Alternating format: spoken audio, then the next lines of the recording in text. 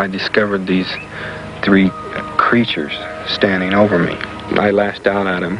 I was backing away from them. They came towards me, and I was really hysterical, and I screamed at them to get away from me. Dr. Persinger is a neurobiologist. He explains Travis's experience this way. The brain works on electronic principles, with the hippocampus being especially sensitive to stimulation. Any abnormal electrical activity, such as a luminous display, could alter memory and possibly result in hallucinations. Hola y bienvenidos a mi canal nuevamente, me alegro mucho de que estéis por aquí otra vez. Hoy os traigo un nuevo caso de misterio. Esta vez vamos a hablar del caso de Travis Walton. Este hombre asegura que fue víctima de una abducción ovni. Y sin mucho más que agregar, comencemos.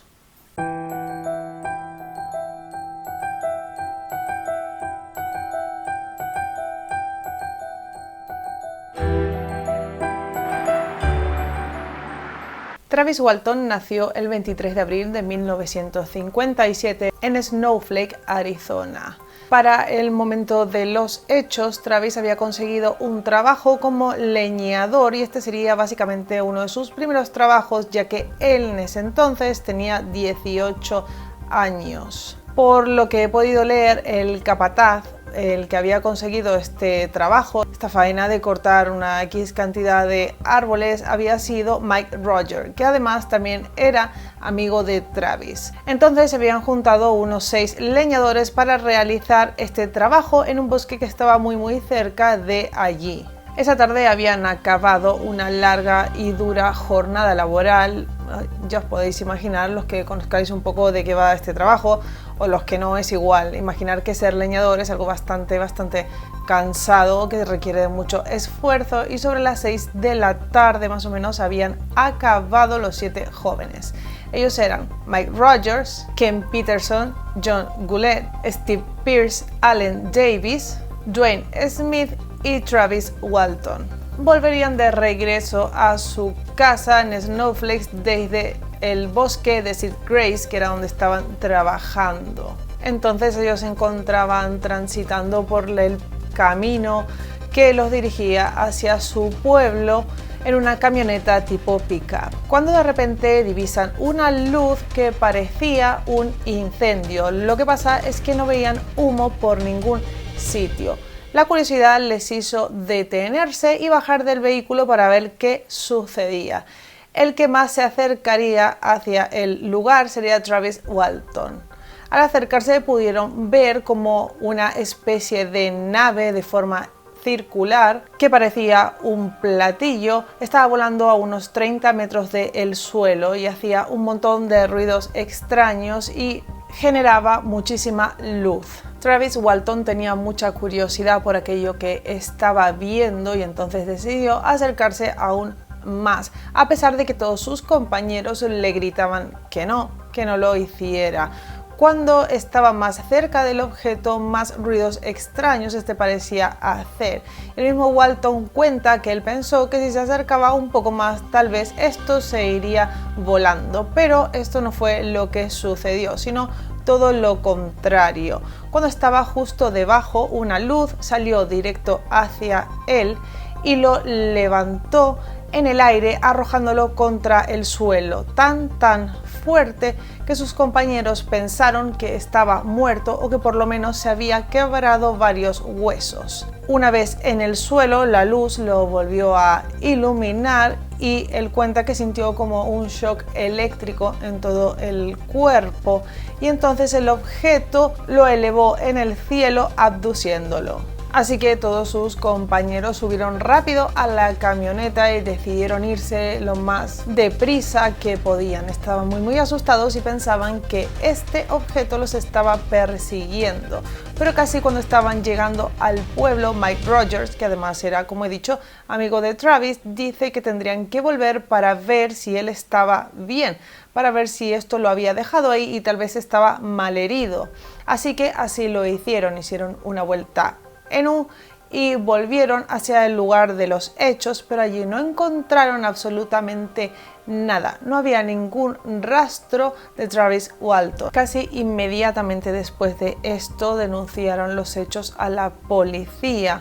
Lo contaron todo tal cual les pasó, exactamente como lo habían vivido. Quien los recibiría allí sería Chuck Ellison, que en ese momento era el ayudante del sheriff, pero obviamente no les creyó ni una palabra.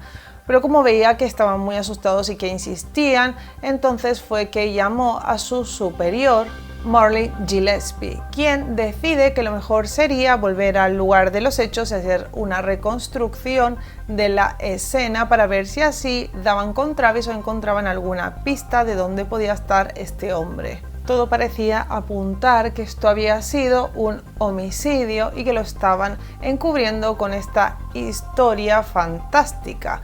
Durante 3 días estuvieron rastrillando la zona con perros y helicópteros, pero no encontraron absolutamente nada, ni una sola pista de Walton. Además, principalmente desconfiaban de uno de los jóvenes leñadores que tenía antecedentes penales. Pronto la desaparición de Walton se convirtió en un circo mediático y no se hacía otra cosa que hablar de esto por el hecho de que habían dicho que lo había abducido una nave espacial. Los medios, como os podréis imaginar, los acribillaban, los perseguían a todos sitios, los acusaban de asesinos, la sociedad les acusaba también y la justicia no es que estuviera mucho de su parte. Todo el mundo pensaba que habían matado a Walton y esto se convirtió en un gran karma, en una pesadilla para los leñadores, especialmente para Mike Rogers, porque como digo, al ser amigo de Walton y este no aparecer, la familia de su amigo comenzó a mirarlo con otros ojos, ya no querían saber nada de él. Si bien querían creerle,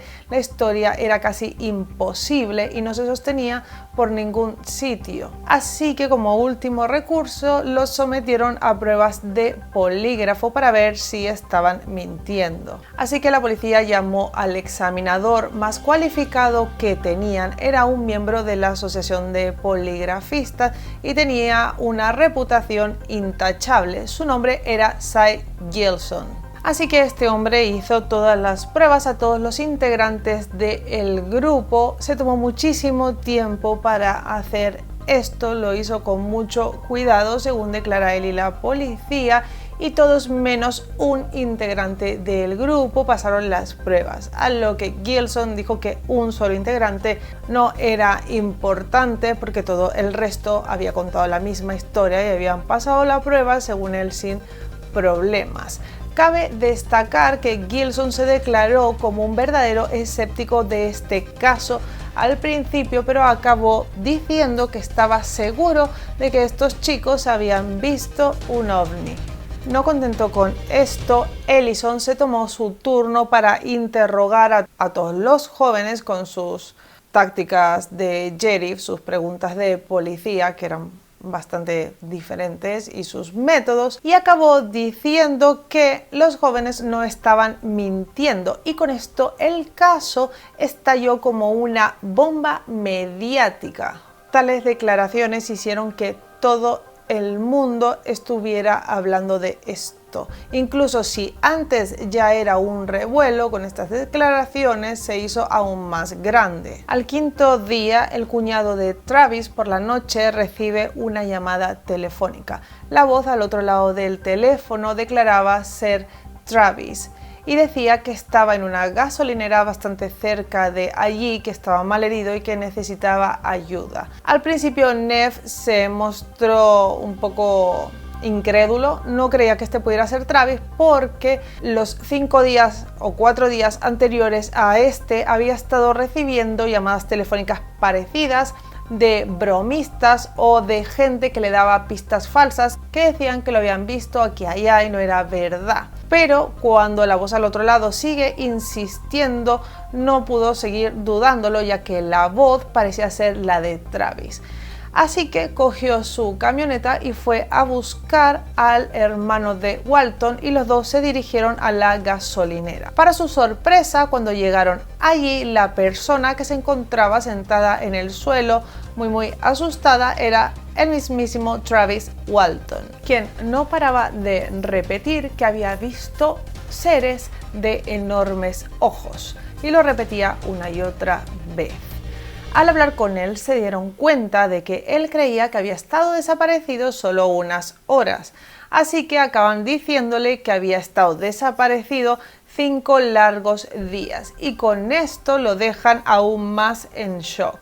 Entonces, ¿qué pasó? Pues total, que Walton nos cuenta lo siguiente. Dijo que cuando él se despertó se encontró en una silla que parecía como la de los dentistas, con una luz que le enfocaba directamente en la cara y que no le dejaba ver bien. Al girar la cabeza se encuentra con que a su alrededor hay un montón de extraños seres de ojos enormes, así los describe él, que le asustaban muchísimo. Se encontraba también muy dolorido, seguramente por la caída, y su única reacción fue la de defenderse. Cuenta que cogió una especie de tubo que parecía de cristal e intentó romperlo para utilizarlo como arma de defensa propia, pero al golpearlo se da cuenta que el material no era cristal y parecía casi indestructible.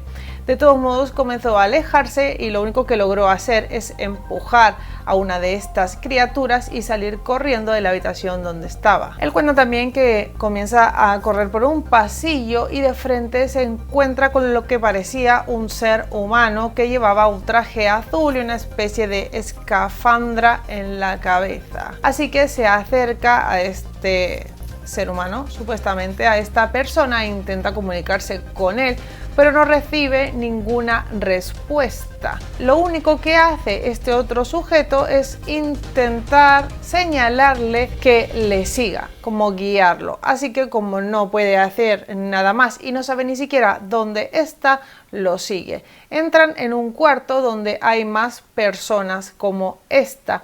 Intenta comunicarse con todos ellos, pero no consigue nada. Nadie le contesta, parece que no lo entendieran y lo miran como inexpresivos. I went into another room where there was a chair. There was some kind of a projection or some kind of a viewing thing in this room where you could see a map of the stars. A man came in while I was trying to find a way out there. And this was a human-looking person. They had passed in a crowd, this individual, on Earth. He was bigger than me, taller and more muscular. A very large individual. Put me unconscious. Lo único que hacen es señalarle como que se siente, y cuando se sienta le ponen una especie de mascarilla que libera un gas que lo vuelve a dejar inconsciente. Y desde ahí lo último que recuerda es despertarse en el suelo del bosque, mirando hacia arriba y viendo como la nave donde él supuestamente había estado se aleja. When I regained consciousness, I found myself laying on the roadway. And I saw a craft hovering there that just sat there for a second and just shot straight up. Travis sería también sometido a las pruebas del polígrafo una vez se denuncia su aparición y lo llevan al médico para hacerle un chequeo general y darse cuenta de que todo está bien. Según cuenta quien le hizo la prueba, él la habría pasado sin ningún problema, corroborando que su historia era real. Pero por otro lado, como siempre, hay otras teorías que dicen cosas muy diferentes sobre este caso. En este caso aparecieron varios escépticos y uno de ellos fue Philip Klass, quien se dedicó casi toda su vida a desmentir el fenómeno ovni y en especial a desmentir este caso. Él cuenta que la primera prueba de polígrafo que le tomarían a Travis Walton no la pasaría, al igual que los leñadores que supuestamente la habían pasado sin ningún problema, pues él dice que no es así, que él encontró registros que demuestran que aquellas pruebas no las pasaron y que entonces todo esto se tiró, se deshicieron de ello y las hicieron otra vez y en ese momento sí que las pasaron, pero no fue a la primera como se dijo al principio.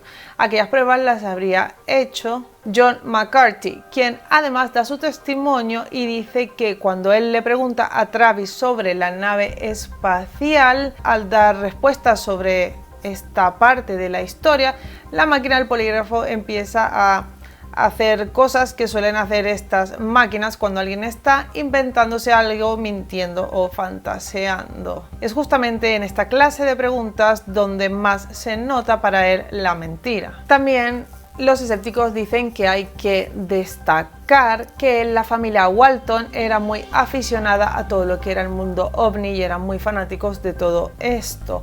Y hacía poco también se había estrenado una película relacionada con los ovnis y con los extraterrestres y que dicen que la historia de Walton se parecería bastante a muchas cosas que aparecen en la película. También cuenta el hecho de que cuando Travis aparece, su hermano no denuncia la aparición del mismo sino hasta 2 días después.